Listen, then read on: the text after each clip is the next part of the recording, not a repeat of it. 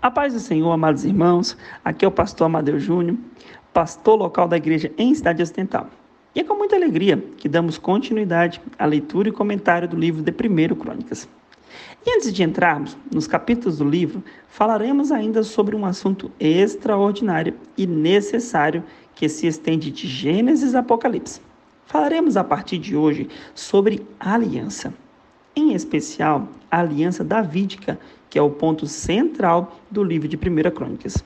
Que Deus continue nos abençoando em cada áudio. Quero aqui, em primeiro lugar, perguntar a você, ouvinte, se você sabe o que é uma aliança. Parece uma pergunta pretensiosa e desnecessária. Afinal de contas, já vimos e sabemos o que é uma aliança. Alguns de nós até usam aliança, seja de casamento, noivado ou até mesmo de namoro. Bom, isso porque você está vendo a palavra aliança apenas no aspecto físico e modernos. Mas precisamos entender de forma mais profunda sobre o assunto. Infelizmente, não poderemos entrar mais a fundo em todas as alianças encontradas na Bíblia, mas iremos destacar cada uma delas até chegarmos ao nosso objetivo dentro do livro de Crônicas. Vamos ver o significado de aliança no aspecto humano e divino. Mas talvez você se pergunte, qual é a importância de falarmos sobre aliança?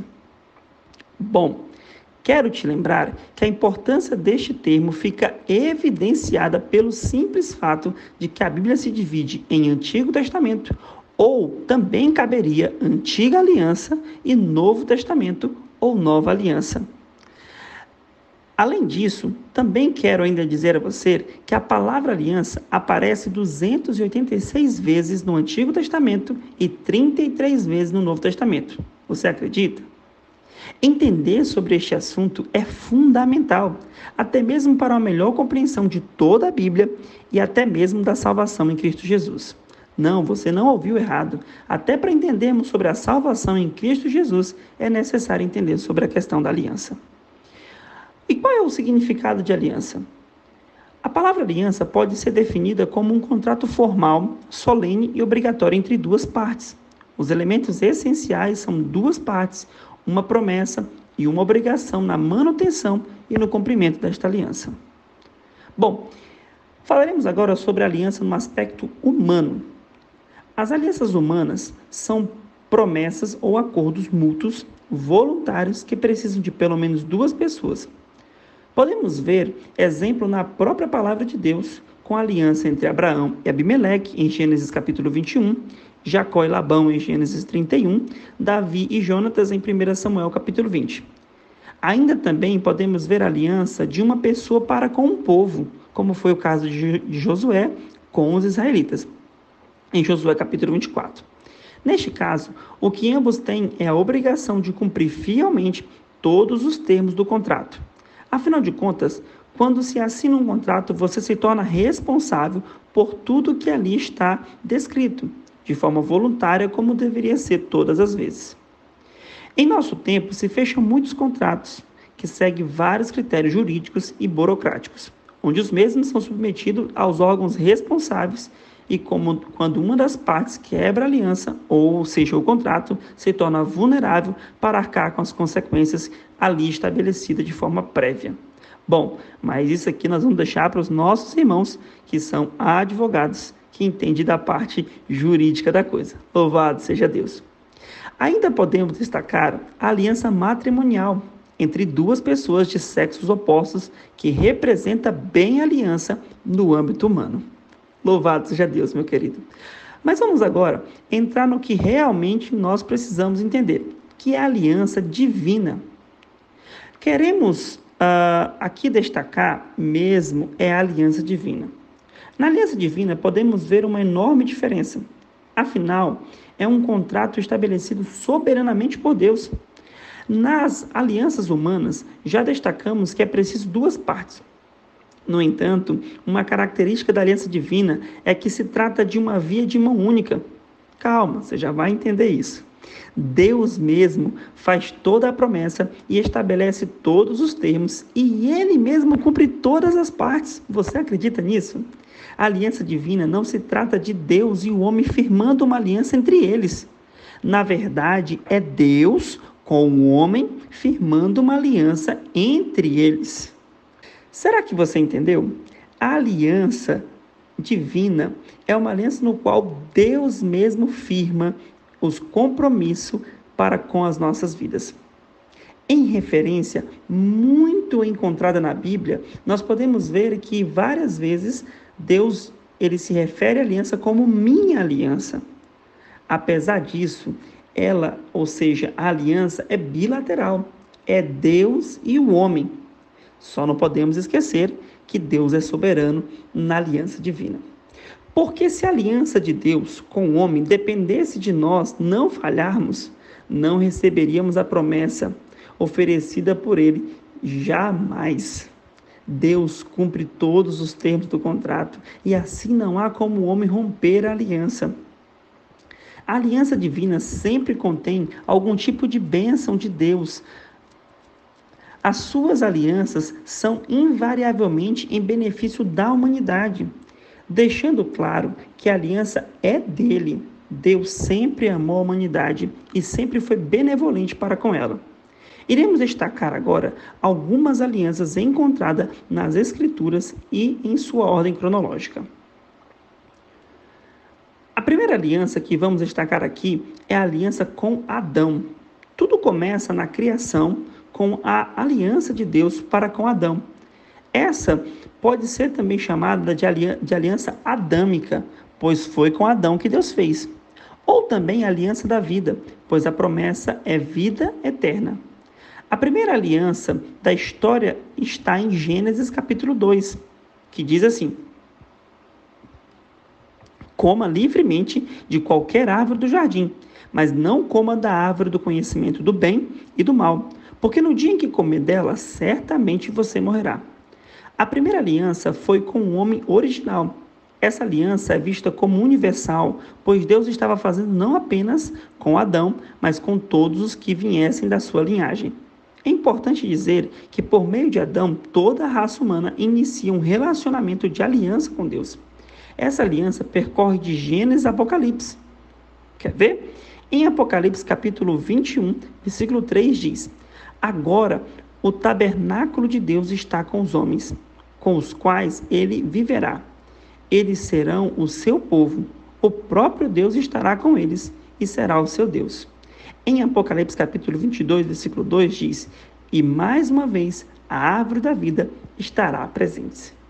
Você entendeu que a primeira aliança destacada na Bíblia é a aliança justamente de Deus com Adão? Uma aliança que requereria muito mais tempo para explicarmos aqui. Mas agora o que nos interessa é saber que aliança foi essa e que ela foi a primeira aliança de Deus para com o homem. A segunda aliança é com Noé e toda a criação. Após a queda de Adão, os seres humanos estavam indo de mal a pior, caminhava em direção à perversidade e seus pensamentos eram maus. E viu Deus que a terra estava corrompida. Então decidiu destruir o homem da face da terra com o dilúvio. Só teve um homem que achou graça aos olhos de Deus, foi Noé. Então ele mandou o dilúvio, Deus mandou o dilúvio, e após o dilúvio, Deus fala com Noé e toda a sua família. Isso lá em Gênesis capítulo 9. Da seguinte maneira: vou estabelecer a minha aliança com vocês e com seus futuros descendentes, e com todo o ser vivo que está com vocês, ou seja, as aves, os rebanhos domésticos, os animais selvagens e todos que saíram da arca com vocês, todos os seres viventes da terra. E mais a seguir ele diz assim: nunca mais haverá dilúvio para destruir a terra. Mais uma vez, vemos uma aliança do próprio Deus. Deus ainda pôs um sinal como o arco-íris. Essa aliança, ela é tão linda que sempre após a chuva podemos contemplar a promessa do Senhor com os nossos olhos. Você entende o quão maravilhoso é isso? Nós, todas as vezes que vemos o que vimos, um arco-íris, estamos contemplando a segunda aliança de Deus com o homem. E apesar de algumas vezes ocorrer maremotos, furacões e até mesmo rios que transbordam, temos uma certeza absoluta: a terra jamais será devastada por outro dilúvio. Essa aliança não diz respeito a nenhuma obrigação por parte do homem. Não importa o quanto seja maligno as próximas gerações, a aliança será mantida. No entanto, a terra sim, mais uma vez será destruída. Agora, definitivamente, para que ela se torne morada de Deus e do povo remido. Essa destruição se dará por meio do fogo.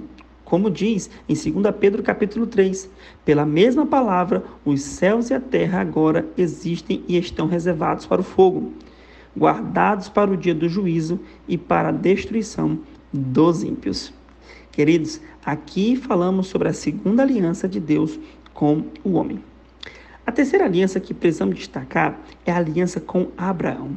Essa é uma das alianças com bastante questões a serem abordadas. No entanto, não será nosso alvo principal. Portanto, faremos um resumo de uma aliança tão importante, tanto para judeus quanto para gentios. Essa aliança começa em um lugar chamado Ur dos Caldeus. Foi endereçada diretamente a um homem chamado Abraão. E semelhante à aliança adâmica, aqui encontramos outra aliança que transcende o Velho Testamento e ainda aponta para Cristo. E tudo começa lá em Gênesis capítulo 15, versículo 18, que diz assim: naquele dia o Senhor fez a seguinte aliança com Abraão: aos seus descendentes dei esta terra, desde o ribeiro do Egito até o grande rio, o rio Eufrates. Queridos, depois desta aparição, houveram outras que acrescentaram ainda mais a grandeza desta aliança. Entre elas, a aparição que Deus diz: você será pai de multidões, tornarei famoso o teu nome. Isso tudo endereçado a Abraão. A obediência de Abraão foi fundamental para a continuidade dessa promessa.